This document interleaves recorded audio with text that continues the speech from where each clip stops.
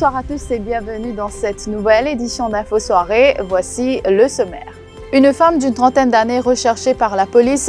Elle aurait offert de la drogue synthétique à une fille de 12 ans. La petite, qui fait partie d'un réseau de prostitution infantile, se confie à Télé Plus sur son lit d'hôpital. Témoignage dès le début de cette édition. Les crèches rouvrent leurs portes mardi prochain. Une annonce de la ministre de l'Égalité des genres et du bien-être de la famille, Kalpana Kunjusha, ce soir. Maurice va poursuivre le traitement à base d'hydroxychloroquine pour les patients atteints de la COVID-19 en attendant que l'OMS donne sa décision définitive sur l'utilisation de ce médicament. Une annonce du Dr Zubair Jumaï ce soir. Dommage qu'aucun hommage n'ait été rendu à la communauté chagossienne. Réaction du leader du groupe réfugié Chagos, Olivier Bancoult, suite à l'intervention du Premier ministre lundi soir sur la nouvelle carte de l'ONU où l'archipel des Chagos apparaît désormais comme un territoire mauricien. Et puis coincé aux Maldives en raison du coronavirus, Michael Julien Manassé, un mauricien, veut retourner au pays. Cet artiste a traduit sa peine et son désarroi dans un slam posté sur les réseaux sociaux pour faire entendre sa voix. C'est une mère désemparée. Karine raconte son calvaire. Sa fille fait partie d'un réseau de prostitution infantile mené par une habitante de son quartier qui est recherchée par la police. Elle force ses victimes à prendre de la drogue synthétique, ensuite les vendrait à des hommes à la recherche de jeunes mineurs pour relations sexuelles. L'histoire démarre avec une plainte consignée à la CDU par une fillette de 12 ans hier. Elle affirme avoir été droguée. La jeune femme lui aurait remis les restes d'une cigarette après avoir tiré 2 coups. Elle s'est sentie mal et elle a tout déballé à sa famille. La jeune fille témoigne avec le consentement de sa mère. Ici, moi, ici, je me suis pris une cigarette là-bas. Enfin, là, on fait une cigarette là. Là, on fait une cigarette là. Si, là, je me sens pas bien. Je me sens mal à l'aise. Là, je me dis, mon qui met là-dedans, il y a une machine à chimique là-dedans. Là, mon vieux, mon aidé, on a comme moi. T'es fini? Oui. Comment t'es senti toi? Ça, c'est la tête tournée. Première fois tout comme ça? Je vais me remplacer. J'ai déjà côté Michel là-haut. Là, quand ça côté Michel là, je me donne une cigarette là-bas. Je me fais une cigarette là. Je me sens mal à l'aise. La mère soutient que souvent sa fille rentre à la maison et montre des signes de fatigue mais aussi d'agressivité. Elle aurait même menacé sa mère avec un couteau de cuisine.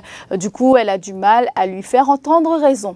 J'ai un enfant tranquille, après une coulée d'incendie. Et puis une jeune femme là, ce moyen incendie.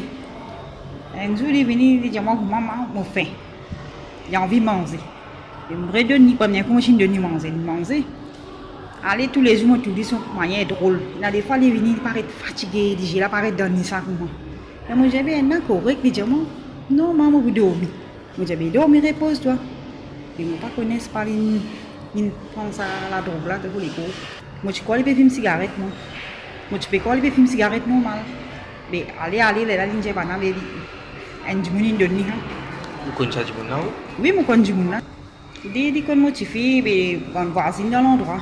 Il fréquente tout ça, petit fille ici, là, tout ça, petit fille là, suivre lui. Après, mourir la vie. Il ça veut dire qu'il prend un enfant là, il vend des. Il dit qu'il casse pour les caves. Ah, c'était chimique pour les fumer. Mais là, moi, tu fais, il couillon, il peut aller, il peut aller. Il n'y a pas de difficile, non? Moi, tu fais, mais tu passes au docteur, mais le docteur, je ne pas tiens à l'ornier, c'est moi pas connaître. Couillon, il donne du pain, c'est pas une affaire là pour ne pas dire. Et pour voir, moi, je dis qu'il n'arrive. Je dis, moi, non, il n'arrive, non. Mais moi, pas connu, moi, mon enfant peut vivre. Et si on ne pas connaît, c'est pas l'effet chimique là. Il manque ça sur les causes, qui fait mal mauvais, il commence à laguer au monde, il commence à être agressif, tu écoutes, il va me tuer. Pour pas pas comprendre, il dit tout, il est banni. Il dit, moi, pas fatigue sur la tête, Il dit, moi, pas connaît qui peut passer. C'est pas un chimique là qui est dans les causes, ça qui fait contrôler son cerveau, on va connaître. 3 véhicules de la police endommagés et 4 policiers légèrement blessés lors d'une opération de là-dessous à Grand-Gobier soir. 53 grammes de cannabis ont été saisis sur une femme, mais elle a pu se faufiler quand une foule armée de sabres et gourdins a attaqué les forces de l'ordre. Une dizaine de suspects ont été identifiés par la police et sont actuellement recherchés. Encore un décès en prison, cette fois à Grande-Rivière. Josélito Evnor, un détenu de 43 ans, a été retrouvé pendu dans sa cellule vers minuit hier. Cet habitant de Cité-Villemain, quartier militaire, était incarcéré pour vol depuis novembre 2019 et était en remand. Il devait être fixé sur sa sentence le 8 juin prochain.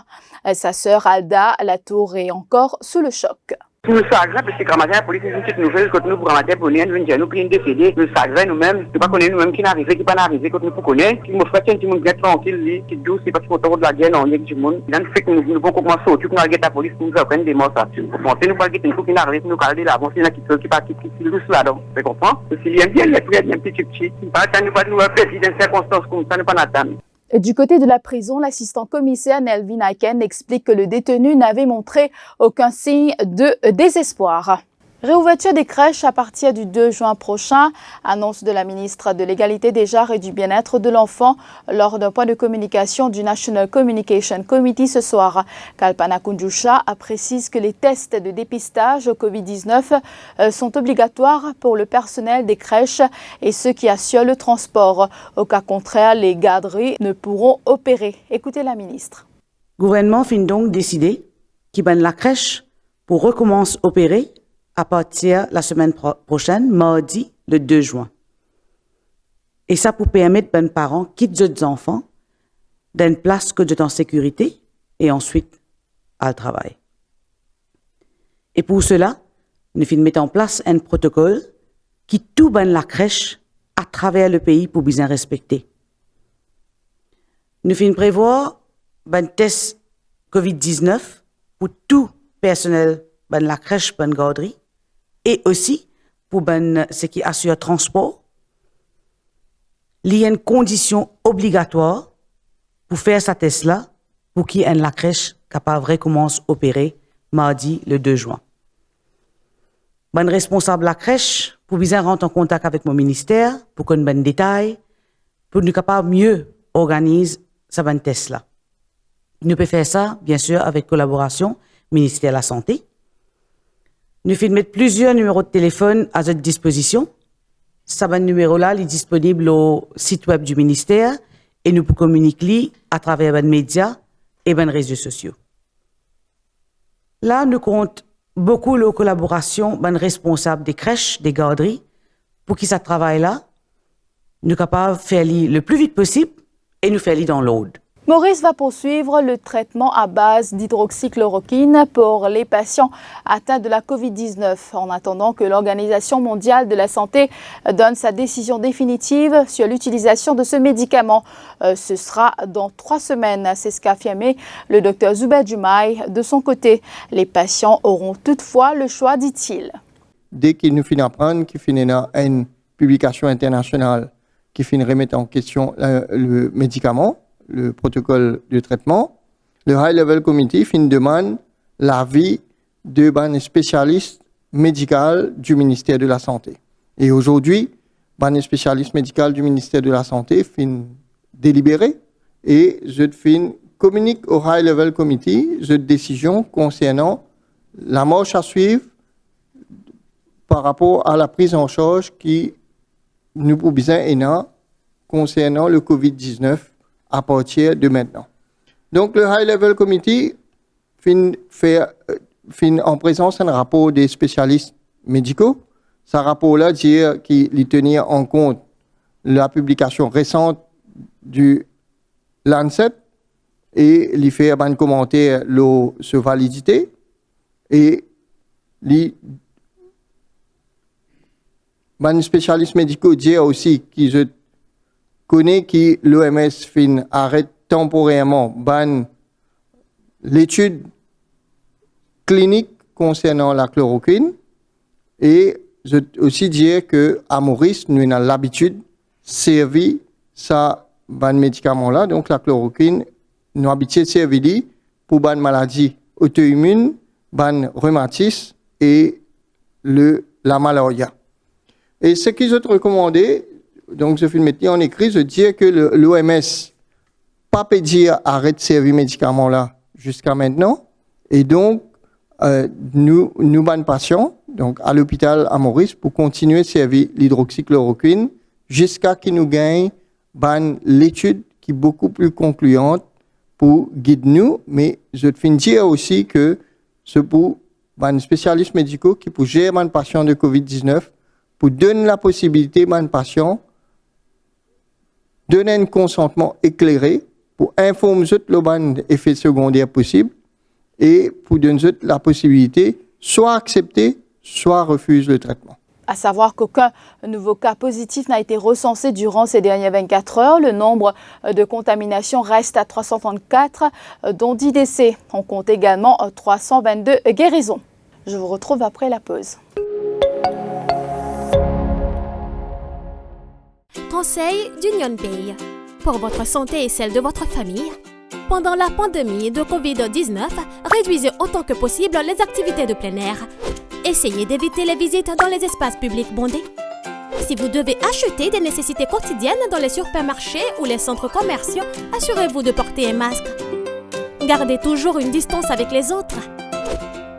Pour minimiser le risque de transmission au contact de l'espèce, nous vous recommandons d'utiliser les cartes Union Pay pour les paiements. Plus pratique, plus sûr. D'ailleurs, Union Pay International vous offre également un service de paiement en ligne pratique. Faites des achats en ligne avec Union Pay, profitez de la livraison à domicile, moins de contacts, plus de sécurité. Luttons contre la pandémie. Union Pay est avec vous. Union Pay, your way.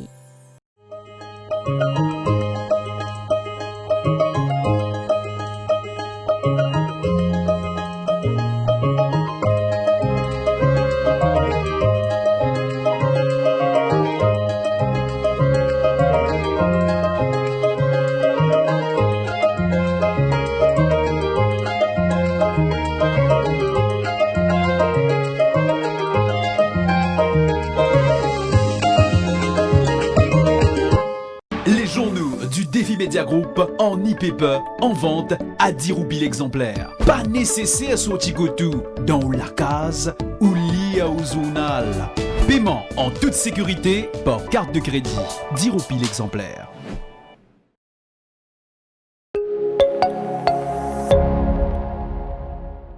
Le groupe IBL procédera bientôt au testing de ses frontliners et autres employés à travers 6000 tests PCR, cela dans le but d'accélérer une réouverture du pays tant en interne que vers l'international. Parallèlement, un partenariat au gouvernement, secteur privé pour dynamiser la lutte contre la COVID-19 a abouti à l'ouverture de 5 COVID-19 testing centers dans les hôpitaux régionaux. Le groupe IBL a offert son soutien à cette initiative en parrainant le fonctionnement de deux de ces unités, à savoir celles se trouvant à l'hôpital SSRN et à l'hôpital G2. Une cérémonie s'est tenue ce matin à l'hôpital G2. Le Chief Executive Officer d'IBL, Arnaud Lagesse, affirme que cet outil permet à tous ceux présentant des symptômes du coronavirus d'établir un premier bilan de santé avant de se diriger, si besoin, vers ces centres de santé, ajoute le patron du groupe IBL. IBL, comme vous le savez, est un acteur important à l'île Maurice et est extrêmement sensible au bien-être de la population et à ce que nous puissions très rapidement sortir de cette crise du Covid. Il était évident que la mise en place de ces cliniques sont une étape importante dans ce processus de contrôle et de sortie de crise. Et donc, IBL s'est associé au gouvernement pour sponsoriser 2 des 5 cliniques, celle de G2 ici et celle donc de SSR à Pamplemousse. Cela nous permet donc d'avoir une approche totalement globale pour aider donc, dans cette crise sanitaire qui sévit à Maurice, mais également dans le monde entier. Pour sa part, le ministre de la Santé, Kailash Jagtapal, indique que seul un effort collectif nous permettra de trouver les solutions à cette crise. Ces centres seront ouverts 24/7 et accueilleront tous ceux qui présentent des symptômes liés au coronavirus, mais également aux maladies infectieuses telles que la grippe saisonnière. Tout à fait autre chose à présent, plusieurs employés des Mauritius affirment avoir reçu hier la visite de policiers leur demandant de confirmer leurs données personnelles, notamment leur nom, leur fonction et s'ils sont syndiqués et s'ils comptent tenir une manifestation. Une situation vivement décriée par Jack Bislal. Le porte-parole des syndicats des Mauritius affirme qu'une correspondance a été adressée en ce sens aux administrateurs de la compagnie d'aviation nationale. Il est tout à fait illégal, il est tout à fait arbitraire. Okay? Il n'est pas acceptable. Il y a une lettre qui finit adresse le syndicat des Mauritius, finit adresse l'administration des Mauritius.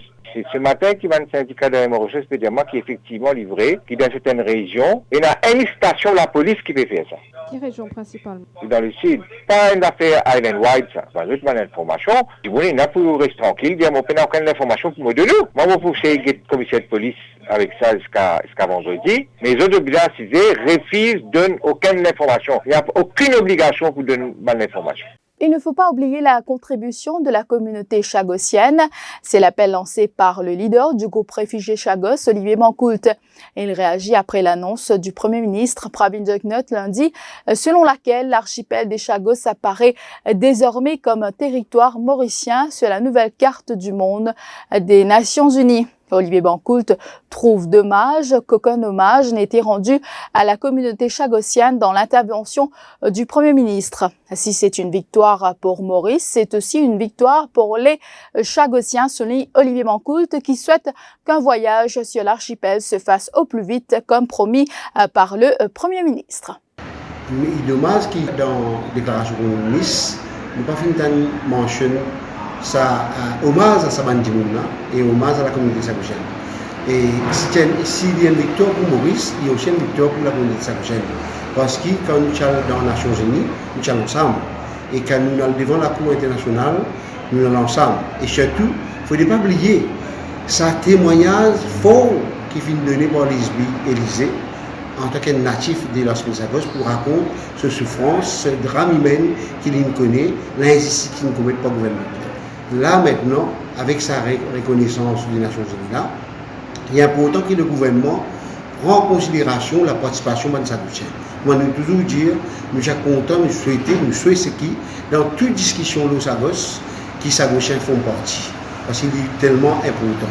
Et pour nous, nous dire qu'il nous a mis l'emphase. Nous comprenons qu'actuellement, c'est dans une période de confinement, mais après confinement, dans les jours à venir, nous allons trouver assis ensemble et prendre des décisions comment nous sommes capables de faire ça pas de l'avant. Et surtout, concentrer sa visite que nous allons aller. Et nous, comme le Premier ministre promet nous, c'est une visite que nous allons majoritairement dans les Sagossiens, dans les enfants Sagossiens, qui ont une priorité là, pour capable de trouver l'endroit que cette famille finit, que cette famille qui est vraiment très important. Une enquête enclenchée aujourd'hui afin d'identifier la situation de chaque famille squatteuse de Pointe-Sable. Un plan de travail a été établi pour aider les genuine cases. Décision prise après une rencontre entre le père Gérard Mongelard et le directeur de la NHDC, Gilles Lantété. Le père Mongelard demande au gouvernement de leur accorder un délai raisonnable avant de procéder à la destruction des maisons. Et puis pour terminer, coincé aux Maldives en raison de la COVID-19, Michael Julien Manassé, un Mauricien qui travaille sur l'île, souhaite retourner au pays comme ses 40 autres collègues. Cet artiste a aussi posté un message vidéo à travers un slam sur son compte Facebook pour évoquer les difficultés auxquelles font face les Mauriciens en cette période de confinement. Et il nous explique sa démarche. Et nous trouvons déjà qu'il y a un niveau de faillite en ce qui concerne la bonne gouvernance à l'île Maurice, par rapport à nous un gouvernement peut oublier nous, pour tout le monde qui veut travailler à l'étranger, qui peut environ dans d'autres pays, ça se posait une priorité avant tout, parce que c'est pareil, nous tous combattre pour gagner ensemble, mais il ne pas pu laisser nous, en vrai dire, trouve nous vrais ensemble.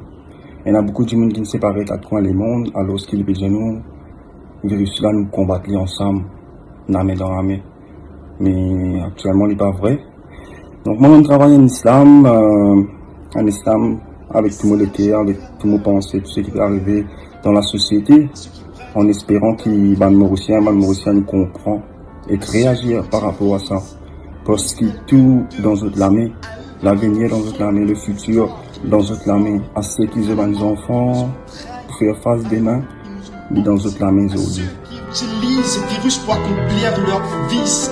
Les Maurice, c'est-il promis, avec tout ce que nous sommes promis, à l'ère moderne, on est tous en quarantaine, ouais. Voilà, c'est la fin de cette édition d'Info Soirée. Merci de l'avoir suivi et bonne soirée sur toutes les plateformes du Défi Média Group. L'info en continu sur le www.defimedia.info.